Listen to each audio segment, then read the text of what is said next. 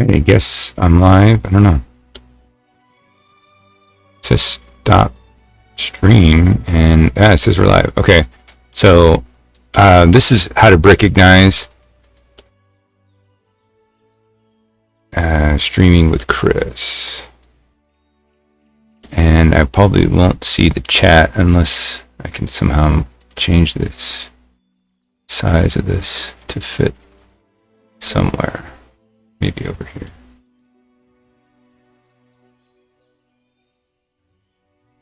I don't really like it there. Sorry for this setup.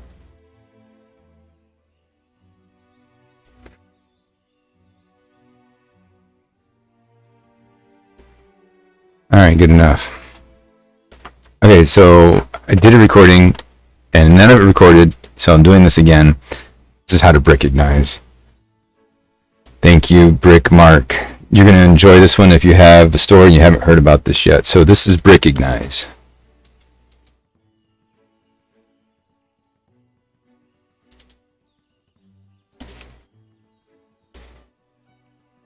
And I need to refresh this. This is not working.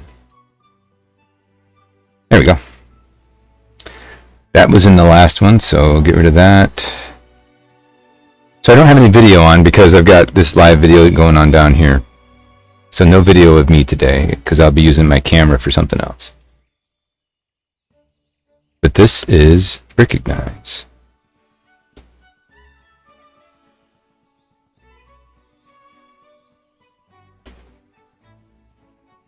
I need to change one thing in my custom controls here.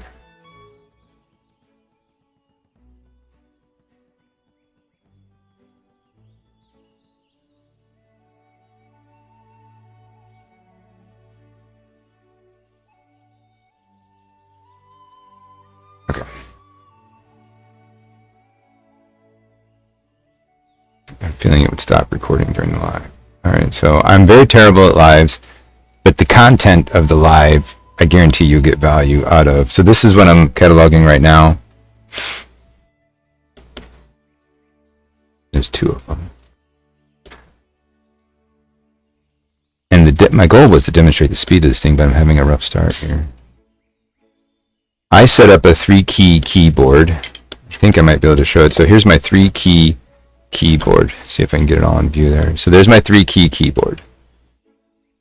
And I custom made tiny little labels so that I know exactly what things are. But I'm doing, take the picture, which is the mouse click for this little mouse right down here. Paste, which is paste the part ID here after I've copied it from over here. And then delete, because I'm deleting the photo as I move along so I can kind of just keep track. And when you paste in the part ID, you can double click simply on the line, and then I've got my 3 first elements, and then I got my elements kind of all lined up, you know, like one after the other.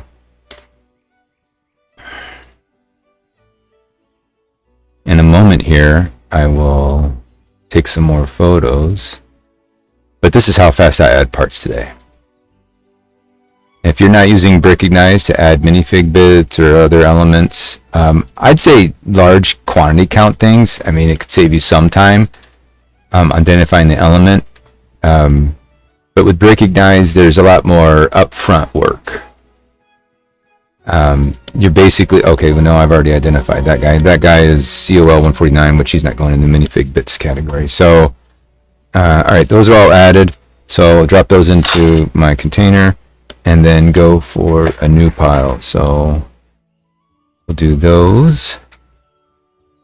That one. Leg.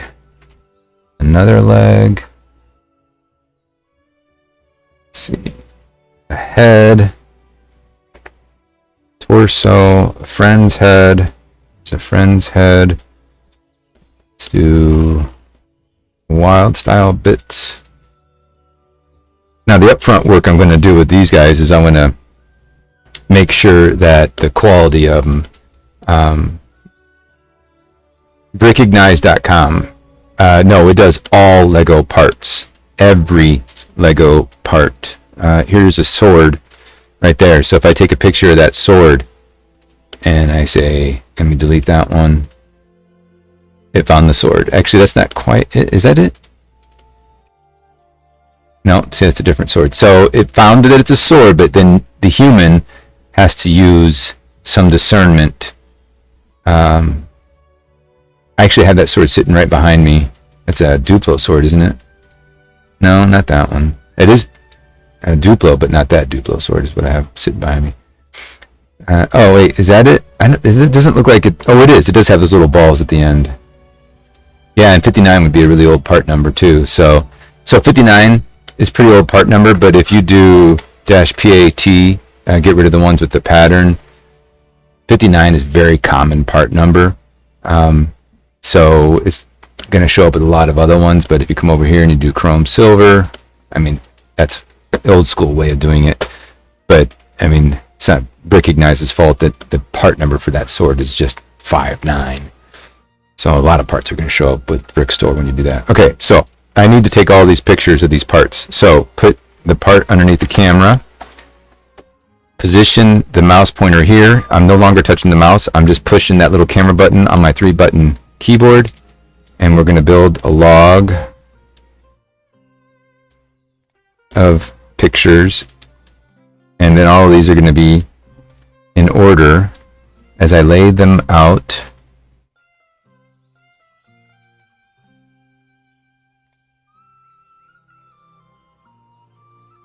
If you're not using Brickignize, you need to start using Brickignize. I think I can fit. Well, I can fit more parts in there, and I would. But since the live is going on, here's a good one. Let's grab another legs. I will say Brickignize is maybe kind of lazy when it comes to identifying parts. As far as I don't have to think anymore, I just take all these photos. Okay, so there's the photos. Come into my photos and my camera roll on my computer. I'm using a Windows PC. Then copy that, paste here, and we have color lock, so we got to turn that off. All right, so on this one here, it takes dark green arms. If you add the one, where did it add it to? Okay, if you add the one with the green arms and then take off the C01, that's an easier way to get to the green torso, because if you click here, there's no color available. That's just the way these parts are cataloged with BrickLink, and that's the way Brickstore interfaces with it. So you learn that. And I clicked that button a little too close. That copy button. So it copies it, you paste it, double click, move to the next one. Copy it, paste it, go to the next one. Is that dark brown, right? Because my camera struggles with the good quality photos of a dark brown. At least that's what I've come through for it so far. You can also come down here and see, what it goes with. If you wanted to spend the time to try and build the fig, you can do that. But as fast as this is cataloging parts, I don't even bother anymore. I'd rather have a huge backlog of catalog parts that I can search later, inventoried inside of containers, marked with its location, and search that for the bits that I've cataloged instead of randomly searching for the minifig bits like I'm searching through bulk. I feel like this is a better use of time. Put it for sale in the store, and if somebody wants to buy it, you're welcome to buy it. Okay, I double clicked in the wrong spot. Okay, it has no arms, so delete the arms. If I spent all my time cataloging like this, I think I'd be quite content. That doesn't seem like it's the right head. That's not the correct head. It is the one with the buck teeth. Yeah, it's this one here with blocked open stud. So hollow stud. That's a blocked open stud, but there we go. It's this one right here. So the heads do slow down a little bit because Lego's made so many different versions of similar heads, some with blocks, some without blocked open.